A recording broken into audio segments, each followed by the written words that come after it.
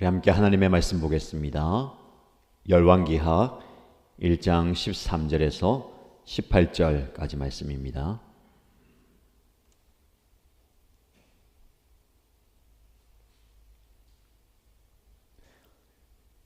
오늘 저와 여러분들이 함께 묵상할 말씀은 열왕기하 1장 13절에서 18절까지입니다. 함께 읽겠습니다. 왕이 세 번째로 또 다른 50부장에게 부하 10명을 딸려서 보냈다. 그 세 번째 50부장은 올라가서 엘리야 앞에 무릎을 꿇고 애원하며 말하였다. 하나님의 사람께서는 우리의 청을 물리치지 말아 주십시오. 나의 목숨과 어른의 종들인 이 10명의 목숨을 귀하게 여겨 주십시오. 보십시오. 하늘에서 불이 내려와서 이미 50부장 2명과 그들의 부하 100명을 모두 태워 죽였습니다. 그러니 이제 나의 목숨을 귀하게 여겨 주십시오. 그때에 주님의 전사가 엘리야에게 말하였다. 그와 함께 내려가거라. 그 사람을 두려워하지 말아라. 그리하여 엘리야가 일어나서 그와 함께 왕에게 내려갔다. 엘리야가 왕에게 말하였다. 주님께서 말씀하시기를 네가 에그론의 신 바알세붑에게 내 병에 관하여 물어보려고 사절들을 보내다니 이스라엘에 내가 말씀을 여쭈어 볼 하나님이 계시지 않더란 말이냐. 그러므로 너는 내가 올라가 누운 그 병상에서 일어나 내려오지 못하고 죽고 말 것이다 하셨습니다. 엘리야가 전한 주님의 말씀대로 북왕국 이스라엘에서는 아시야 왕이 죽었다. 그에게 아들이 없었으므로 그의 동생 여호람이 그의 뒤를 이어 왕이 되었다. 때는 남왕국 유다에서 요사밧의 아들 여호람이 즉위하여 다스린 지 2년이 되던 해였다. 아시야가 한 나머지 일들은 이스라엘 왕 역대지략에 기록되어 있다. 아멘. 참으로 귀한 날입니다. 오늘 하루 말씀으로 시작하는 여러분들에게 하나님께서 말씀의 은혜를 풍성하게 부어주실 줄 믿습니다. 오늘 본문은 어제 우리가 함께 묵상했던 말씀에 이어지죠. 어제가 말씀하면서 오늘 이어집니다. 기대하십시오. 참여하시고 말씀 들으십시오 했는데 오늘 새벽에 초등학생 이 아빠 엄마와 말씀을 사모하면서 이 자리에 나왔는데 축복합니다. 하나님께서 열왕기하 말씀을 통해서 우리 개인과 가정, 우리 공동체에 큰 은혜를 부어 주실 것입니다. 오늘 말씀의 제목은 어명보다 천명입니다. 어제 우리가 말씀 묵상했죠. 아시야가 엘리야를 붙잡아 오기 위해서 50부장을 50명의 군사와 함께 2번 보냅니다. 그 50부장은 어명입니다. 하나님의 사람께서는 내려오시오 라고 왕의 명령에 순종해서 왕의 명령을 전달하죠. 어쩌면 이 50부장과 함께하는 군사들은 왕의 명령을 충실하게 따르는 사람입니다. 자기의 사명을 감당하는 거예요. 그러니까 왕의 명령입니다. 하나님의 사람께서는 당장 내려오십시오 라고 전하죠. 우리가 조금 영적으로 보면 왕의 명령을 전하는 이 사람들에게도 왕의 명령을 전달한다는 사명감, 그리고 또 뭐가 있을까요? 자부심. 더 나아가면 어떻게 될까요? 인간은 연약하기 때문에 자기는 왕이 아니지만 왕의 명령 앞에 무릎 꿇는 그 모습을 보면서 굉장히 당당함을 넘은 교만이 생길 수도 있습니다. 왕의 명령을 수행하는 그들에게는 힘이 있잖아요. 어느 누구도 거역할 수 없는, 거부할 수 없는. 그러다 보면 그 왕의 명령이 내 말인 것처럼, 그 왕의 명령의 힘이 내 힘인 것처럼 느껴질 때가 있어요. 그래서 겸손하지 못하고 지혜롭지 못할 때가 있습니다. 어쩌면 죽어버린 그 50부장 2명과 100명의 군사들은 왕의 명령을 충직하게 따르다가 죽었다라고도 볼 수 있지만 어리석은 인간의 선택과 결정에 따른 결과입니다. 이 아시아가 왕으로서 지혜롭지 못하고 겸손하지 못하기 때문에 무고한 102명의 부하들이 죽게 되는 거죠. 50부장도 마찬가지입니다. 왕의 명령을 따르는 것이 충성된 부하지만 정말 지혜롭다면 오늘 본문에 나오는 세 번째 50부장처럼 행하는 것이 마땅하지 않겠습니까? 왕이 세 번째로 또 다른 50부장을 부하 50명과 함께 엘리야에게 보냅니다. 앞선 말씀에 따라서 보면 이 50부장은 엘리야를 찾아가서 뭐라고 얘기해야 됩니까? 어명입니다. 하나님의 사람께서는 지금 당장 내려오십시오. 저와 함께 왕께 가십시다 라고 얘기해야 됩니다. 근데 오늘 본문의 말씀 보니까 그 세 번째 50부장은 그렇게 하지 않습니다. 엘리야 앞에 가서 무릎을 꿇고 애원하면서 간구합니다. 이게 그 앞선 첫 번째, 두 번째 50부장과 다른 모습이에요.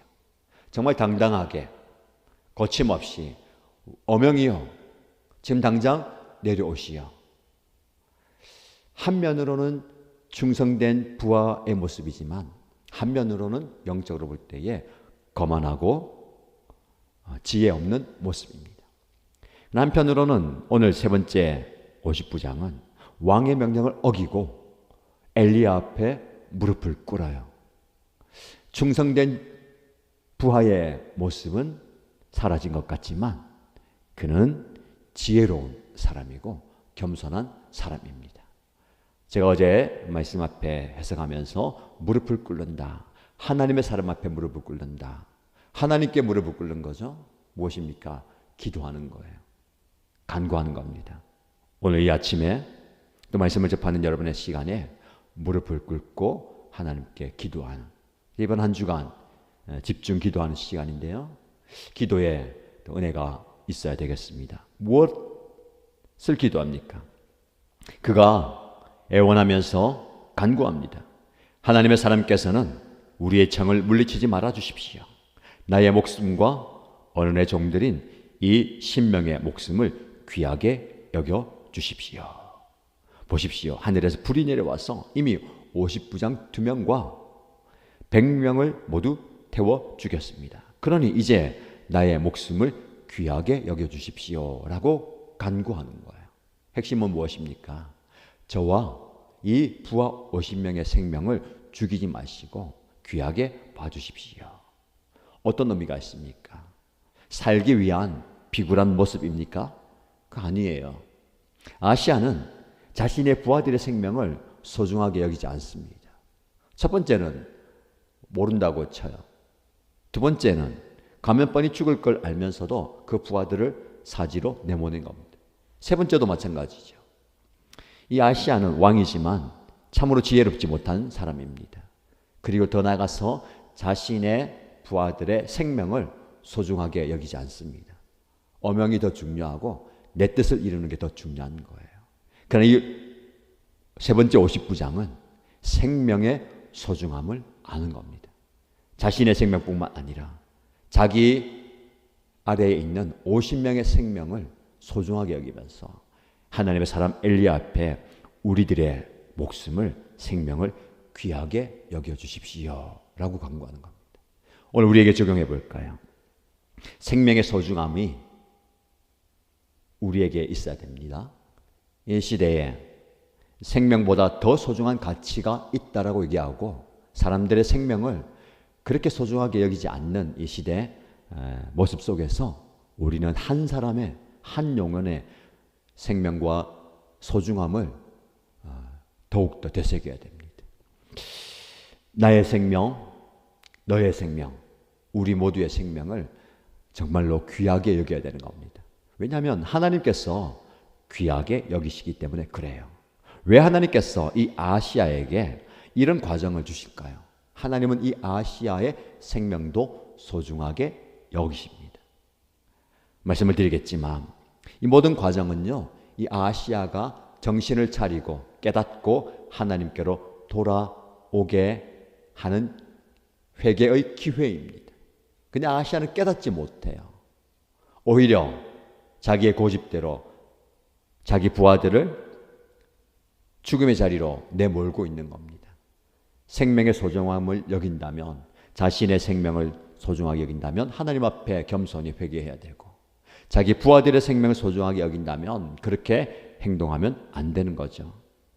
그렇게 간구하는 그 50부장의 기도와 소원을 엘리야가 듣습니다.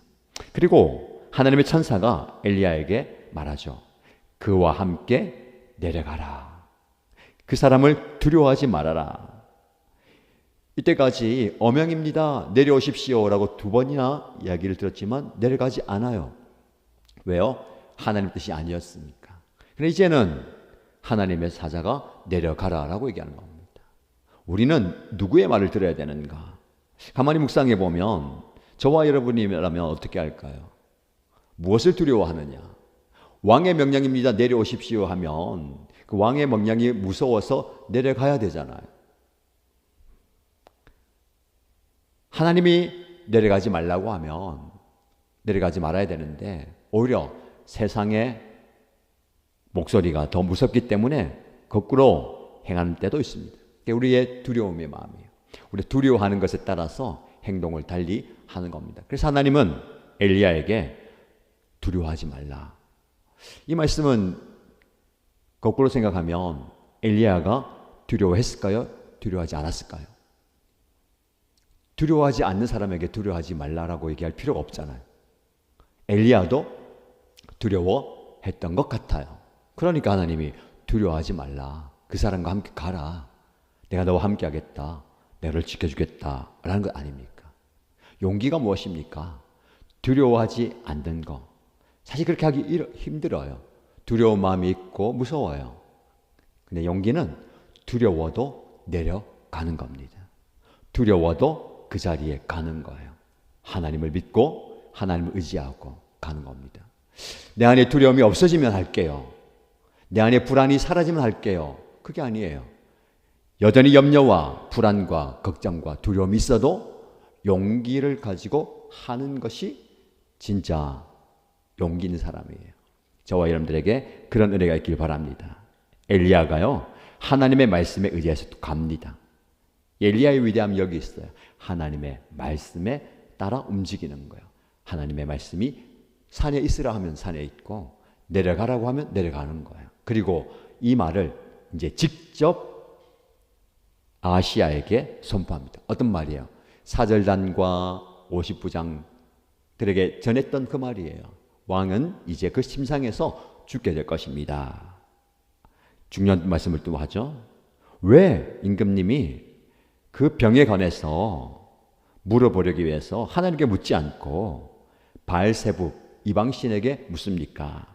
이스라엘에 말씀을 여쭈어볼 하나님이 계시지 않습니까? 이게 하나님 말씀이에요. 내가 너와 함께한다. 이곳에 함께하는데 나를 무시하고 나를 없는 것처럼 우상을 의지하고 다른 신을 찾느냐라는 책망이죠. 그렇게 해서 너는 그 병상에서 죽게 될 것이다. 엘리야가 직접 이 말을 전합니다. 그 말을 들은 아하시아는 어떻게 반응해야 됐을까요? 여러 번의 기회가 있었습니다. 첫 번째, 사절단에게 그 50부장이 죽고 또 50부장이 죽고 또 엘리야가 직접 와서 얘기하고 여러 번의 기회가 뭡니까? 회개하고 돌이키는 기회예요. 그가 하나님께 회개하고 돌이켰다면 하나님의 은혜가 그의 삶과 가정과 가문에 임했을 것입니다. 그러나 그는 변화가 없습니다. 여전히 자기의 고집대로 가다가 말씀대로 죽게 되는 겁니다. 17절 말씀에 주님의 말씀대로 죽게 되는 거예요. 이 말씀은 엘리야가 죽게 된다라는 말씀 이전에 이미 열왕기상 자신의 아버지 아합의 그 악한 모습을 보면서 아합의 아들들이 멸절될 것이다 라는 주님의 말씀이 성취되는 겁니다. 말씀이 이렇게 성취되는 거예요. 그렇다면 말씀은 그대로 이루어지는데 우리가 회개할 필요가 있습니까? 열심히 할 필요가 있겠습니까? 아니죠. 하나님의 말씀은 주어져도 우리가 회개하고 우리가 하나님 앞에 간구하면 하나님은 뜻을 돌이키시는 분이에요. 그래서 아합에게도 그 당대에는 넘어가게 만든 거예요. 그럼 이 아시아도 하나님 앞에 겸손히 회개했다면 하나님의 은혜를 받게 되는 겁니다. 여러분, 하나님이 주시는 기회가 여러 번 있습니다. 그 기회를 놓치지 마시고요. 하나님의 말씀에 반응하십시오. 단순한 순종이 필요합니다. 근데 우리 단순한 순종을 하기 어려워요. 왜 그럴까요? 망설여지고 주저하고요. 또 머뭇거립니다. 그리고 핑계 대기도 합니다. 그것을 내려놓고 단순하게 말씀에 순종하십시다. 단순한 순종이 뭐예요? 엘리야처럼 머물라 그러면 머무는 거고요. 내려가라 그러면 내려가는 것이고 전하라 그러면 전하는 겁니다.